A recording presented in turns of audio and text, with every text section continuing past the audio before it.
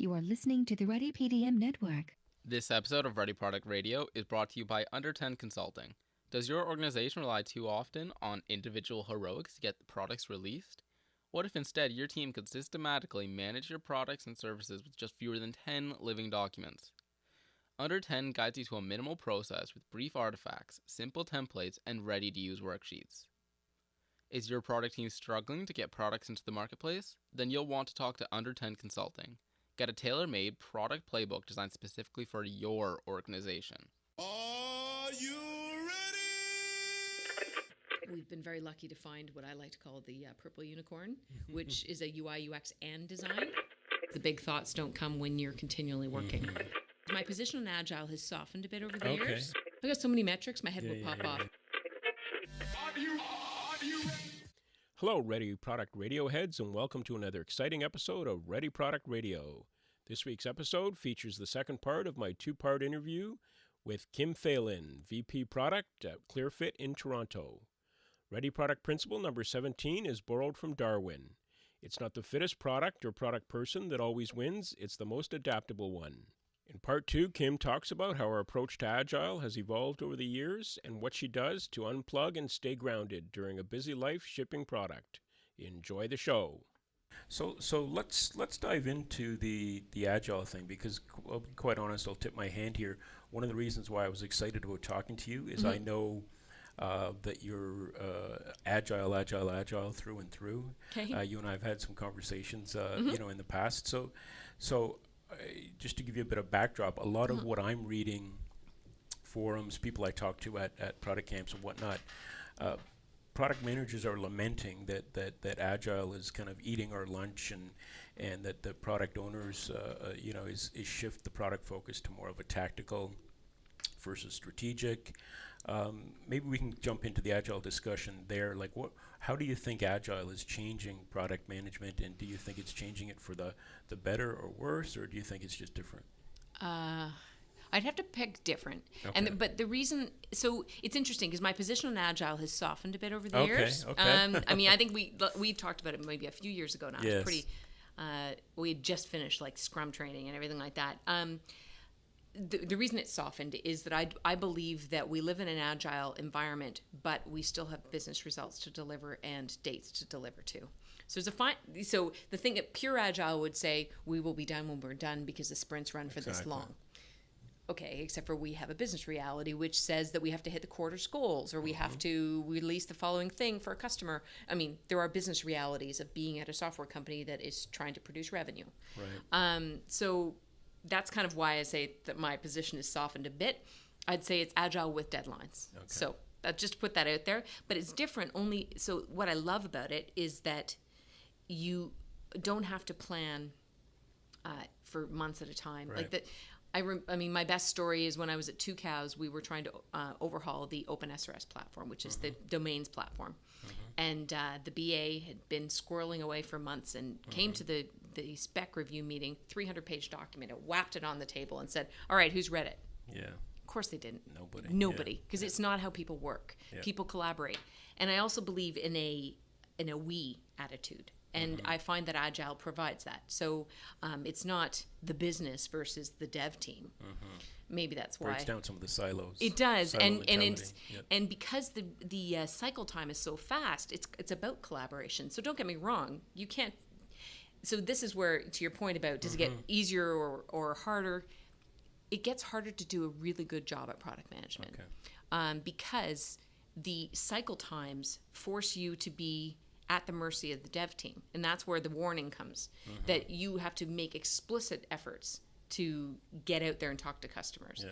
I don't get an opportunity to leave the office very often, but I actually have like automated emails that go out when we send an NPS survey and say, hi, I run the product here at ClearFit. I'd love to get your feedback. So I actually have a constant loop of conversations. I'm talking to 2 or 3 customers a week at minimum, because I know that I have to make sure that input is still getting inserted into the process, even if I'm bogged down in a new release that's going to take up a lot of time.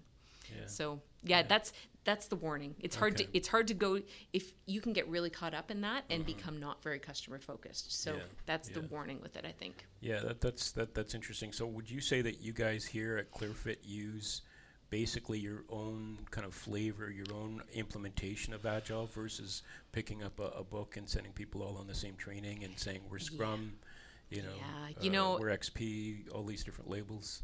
Yeah, it's funny. A few years ago, in between software companies, I did a contract with Mars with their entrepreneurship, and I wrote a whole bunch of articles on product management and waterfall versus agile, and how do you define this and what is Scrum, that kind of stuff. And what I'm finding is that no one's really don't get me wrong, there are XP shops and they are all about their thing, but every time I talk to people, they've got their own version of it. Now, it's almost like there's some philosophies that you need to follow. The first thing is that you have a sprint that only lasts X number of period of time. Right. You have to break down stories so they land within that sprint. I totally get that. It doesn't mean that a feature won't extend for 2 months, though. Right. Sometimes something's just that keep big. adding more sprints. Yeah, but break it down so it's actually manageable. So that's a very nice attitude inside that. And then the other side of it is that you don't change the trajectory within a sprint, because it's really the beauty of Agile is you get to change your mind, but you can't be a psychotic person. Right. Like you have to, so it allows multiple personality. Yeah, you can't come the next day and say, sorry, change my mind. That's sales job to do that. Yeah. Right. But so that's the piece of it. So that when I say, what version do we use? It is all about taking the things that we need, and making sure that we are following the process. Okay. But, I'm sure that we're not doing it anywhere. Believe me, I've learned about all those pieces, and I've dumped most of it. Maybe I could call it Wagile or something like that. Wagile, that'd be cool. Yeah. Trademark that maybe. I think people are talking about it already. Yeah, cool. So do you have a separation? Like, do you have separate titles of product manager versus product owner, or is that combined into a single role? Here it's combined into a single role. We have two. Well, when we're fully staffed, we have 2 product managers and a UI UX person. Okay. We're just not big enough. We're only a company of 32 people. Sure. So, I'm torn on that role, frankly. Yeah. I think if you're in a bigger company, having somebody whose job is to make sure that the sprints are running on time, that makes sense. Yeah. But in a smaller startup, it's hard to justify both headcounts. Yeah. Okay. Yeah. Okay. And then a question I could imagine somebody asking as a follow-up to that is, okay, how do you balance then between the tactical focus of the product owner type role and the strategy? Is that more you and you're kind of looking at that wider purview, and most of your product managers are most of the time executing, or do you? That's kind of how I'm dividing meetings? it. Okay. Now, but there's I guess it always depends on the person. Yeah. But the idea is that I'm trying to own the overall product strategy and where we're headed and the highest level roadmap. And then each of the product managers will have their own about how they're going to do it. I have one's customer facing and one's internal customer facing. That's how we divided it here. And so each one of them has their own roadmap of how they're executing to that. But we have overall business goals that we're trying to hit, and I'm managing that piece. Okay. Yeah. Good. So, can we talk a little bit about metrics? Because as as we move to smaller time frames, the sprints and most everybody's software as a service or mobile app, lots more data coming back, right? Can you talk a little bit about what metrics you use to kind of keep yourself on course, how you gather them, and how you keep the team informed of them, that type of thing? Wow, that's a good question. It is amazing how this has changed in the last 5 years. It used to be when I was running the digital certificates business at 2 Cows, it was how many units did we sell today? Yeah, exactly. And that was, okay, counting big things. Times 100 equals revenue. So that's cool. And cost of goods sold and things like that. But we are a very data-heavy organization. So yes, we track number of units, of course we do, and we track conversion rates. So we're looking at, because we have an online business and people can purchase online. We look at registrations. We look at registration rates, so number of visits to registrations, of course. Then we're also tracking number of people who register who create a job. Right. And that's usually within 50%. And then of that, how many complete the job? How many land on the pricing page? So how many check out ratios across each, right through the funnel? Each phase, okay. And So I mean, we're watching all of that. So that's just the top line funnel numbers. So we're saying, how many new customers are we bringing in, and then so that's just on purchasing, and then within that we're saying, okay, so what type of industry are they in? How much are they spending? Which packages are they buying? Everything along those lines. We do a lot of analysis there. Then we move into the product, like to the product experience. And so we are tracking. So of course we do job postings, right? How many candidates did you get? What industry are you in? So by the way, truck drivers, really hard to hire for, right? So you can get 5 applicants for truck driver, but for an admin in New York, 200 applicants in 2 days. It's insane. But the idea is we watch the median of candidates. So we're always tracking. Within that, we have to spend. So you've probably all looked at it for a job on Indeed or whatever it is. We go to Indeed, we go to Workopolis, we go to Monster, we go to all these different places. We have, let's call it 20 base boards we go to, and they go to thousands thereafter. Right. We're tracking the cost per candidate click, cost per candidate completion. We watch the completion rate. I got so many metrics, my head will pop off. But it's all about how is the business running, right? Like, how is that working? And then, of course, we close the loop, which says how many people are repeating, what percentage of them, and what's their NPS. Okay. And that's like Net Promoter Score, which says between 1 and 10, would you recommend our service to somebody else? So that's a good example. I was just going to say the NPS is a good example of a metric that has really stood the test of time. That metric's been used forever, and it's good to see that it's still being used. It's interesting because we only introduced it last July, and it was amazing because we didn't think we had a candidate problem until we put NPS in, and then we're like, whoa, we got some problem there. So I have one of the guys on my team, his entire job is to make sure that candidate median stays where it's supposed to. And that's managing budgets, that's like you name it. We've almost got like an SEM arm inside a product, but it is all because we can tell through NPS. And when we have a rough month on candidate volume, NPS tanks. Because of course for an employer, if they don't hire, you've done a bad job. There's no two ways about it. Yeah, so that's the next question I was going to ask you.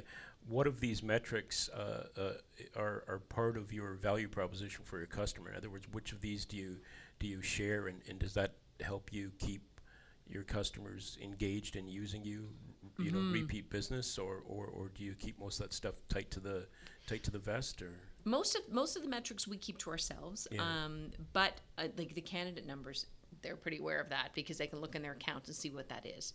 And then what will happen is if it's a low candidate volume, the hiring coach, which is what we use for customer support inside sales, will contact that customer and say, okay, it looks like you're not having a great experience. Let me see what I can do for you. I've got the following tools at my disposal. So we use those metrics and to support the customer so they have a better experience. Yeah. But you don't give them to the customer as proof of here's how we're doing a good job for you. Yeah, well, interesting. Because that's your secret sauce. Right, but at the same time, so for example, NPS, that one's a hard one. I mean, it's stood the test of time, but it's a hard one to get. Apple is at 70, right? And so you can't even get perfect in Apple. It's about as good as you can get from a customer service, customer experience.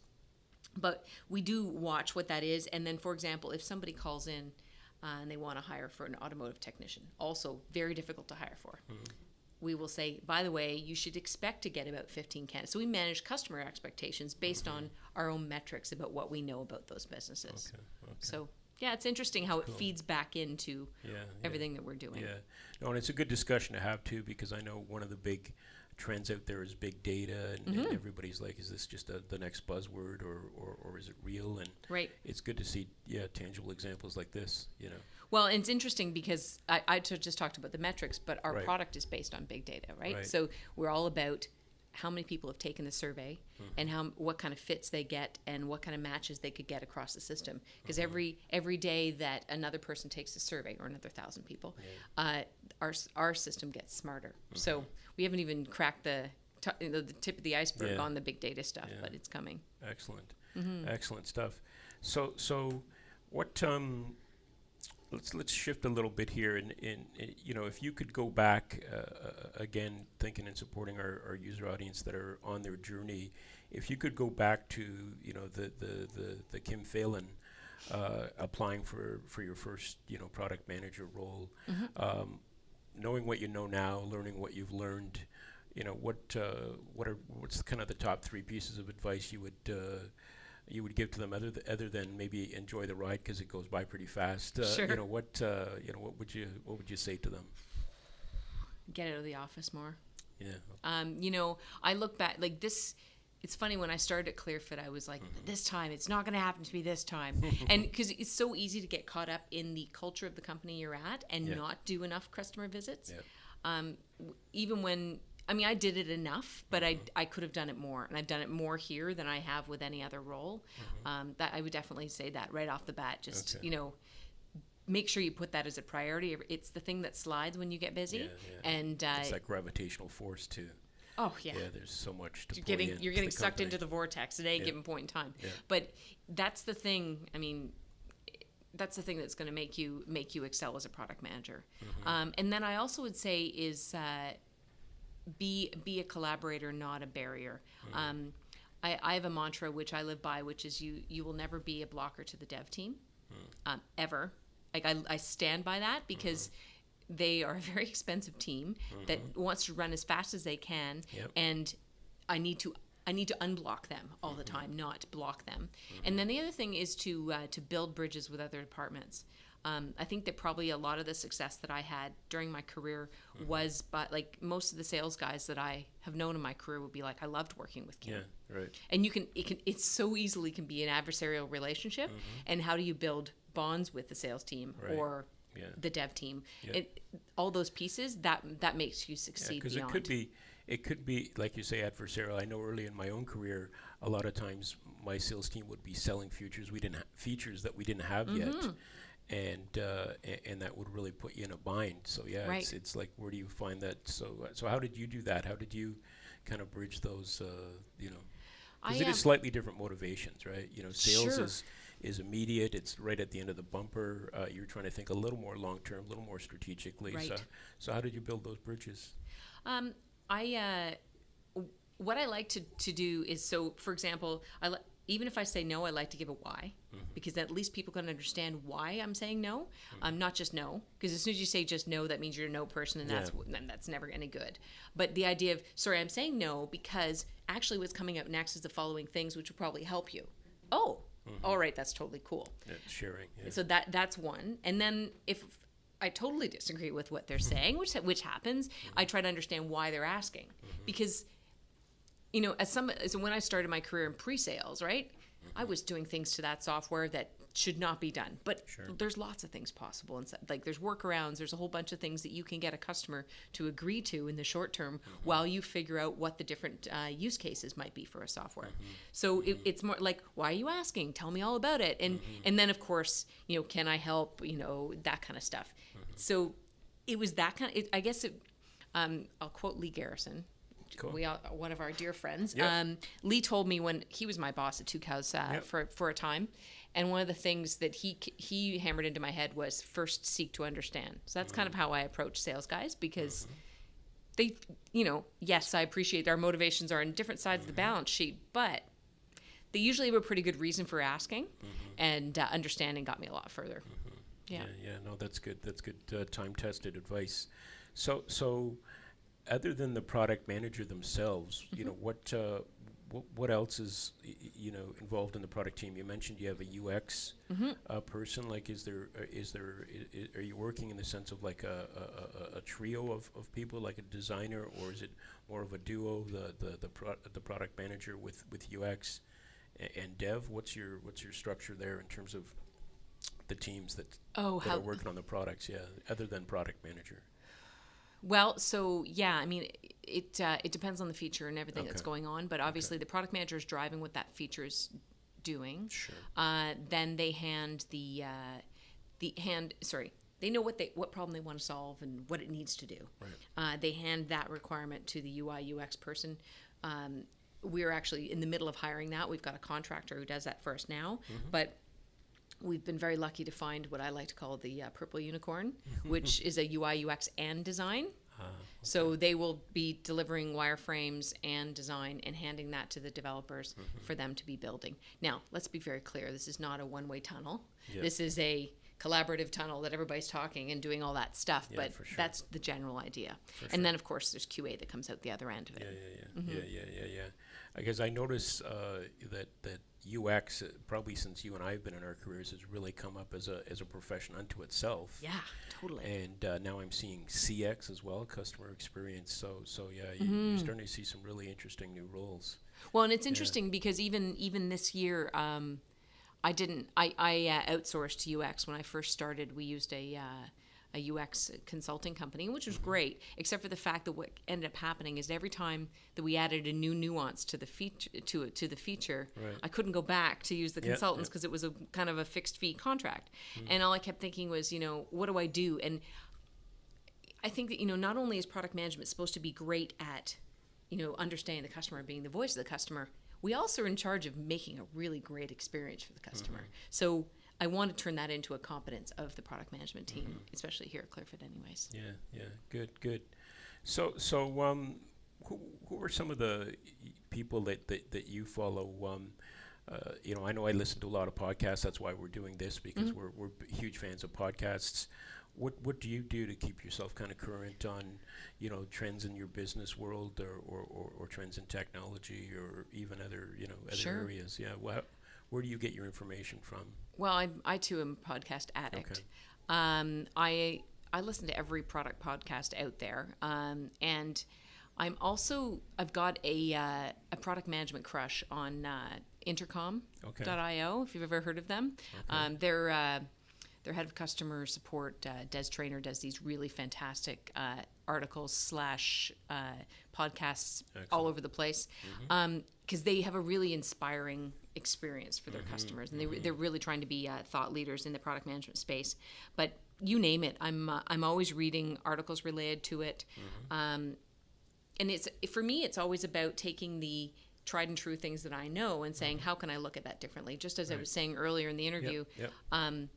I've gone from a place where I was like all about the persona to all about the jobs to be done. Right. And I feel like I'm evolving my product management skill, because personas for me are getting too small of a box, Yeah, and I want to like figure training wheels. Yeah.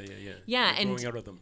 Yeah, and it's interesting to see how that evolves. And then also one of the things I'll also do is, if people have got new ways of doing, so for example, how do you integrate a UI UX into your product management process, or like every time I'm looking for a new enhancement I'm always looking to see how we can optimize what our product management process is, and then keep looking for more articles related to that.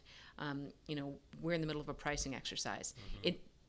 I've done pricing lots of times in my career, but I think to myself, okay, so how are people doing it now? What can I learn? I watch webinars. There's a company called Price Intelligently who I followed a lot of their webinars. I watch UI UX podcasts just to understand. If pragmatic marketing's got something of interest, I'll do that as well. I'm also part of some meetups. Product TO is the one I've gone to the most lately. Good. And they are much more of a collaborative group, and they're talking about particular types of different topics, etc. So Yeah, I've all been over there the as well. place. Yeah, they're very interesting. Yeah, good. And then what about let's wrap up talking about what you do for fun. I imagine your job is extremely stressful.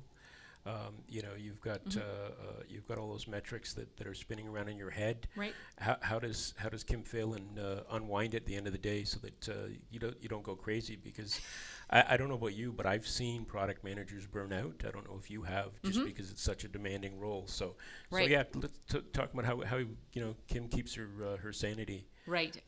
A wonderful husband. That's probably the first piece. Good partner. Good partner. Yep. Great. Totally. Good.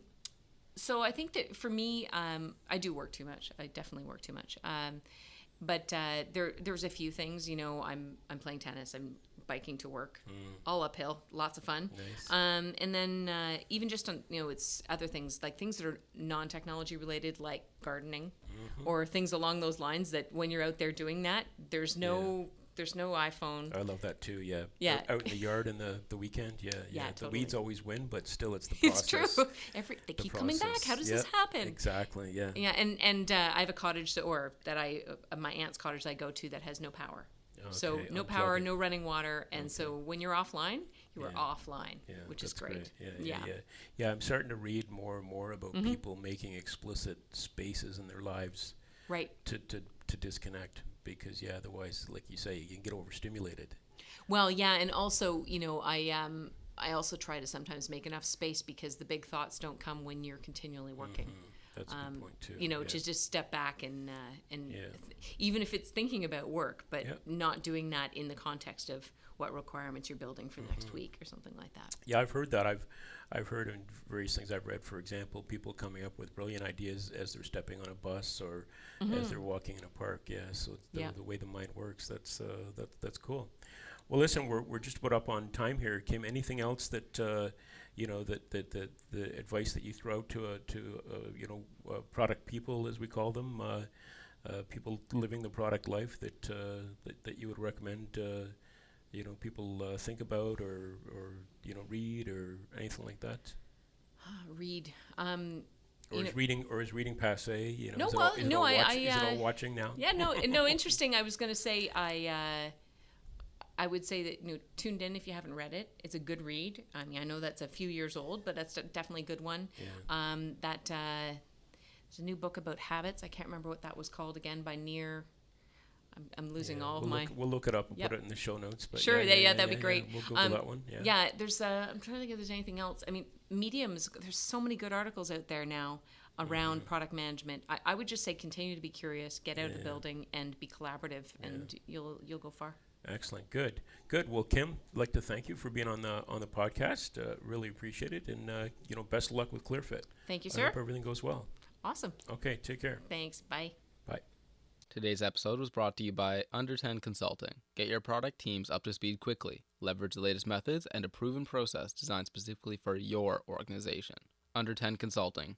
Manage the business of your products. Thank you for listening to this episode of Ready Product Radio, part of the Ready PDM network. This is when most podcasters ask you to leave a review on iTunes if you like the show. My only request is if you found the show entertaining, inspiring, or informative, please share it with a colleague or friend who may feel the same way. Also, note that the views expressed in this episode do not necessarily reflect my views or the views of the Ready PDM network. If you want yourself or your product to be ready, then keep your eyes on your markets, your ears to your customers, your mind on their experiences, both good and bad, and finally, keep your hearts in your products. Until next time, thank you for listening. You can contact us on Twitter at Ready Product Radio. That's RDYPRODUCTRADIO. And on the web at www.readyproductradio.com. Gee, Ray, what do you want to do tonight? The same thing we do every night, Pinky. Try to take over the world. You're still here? It's over. Go home. Go.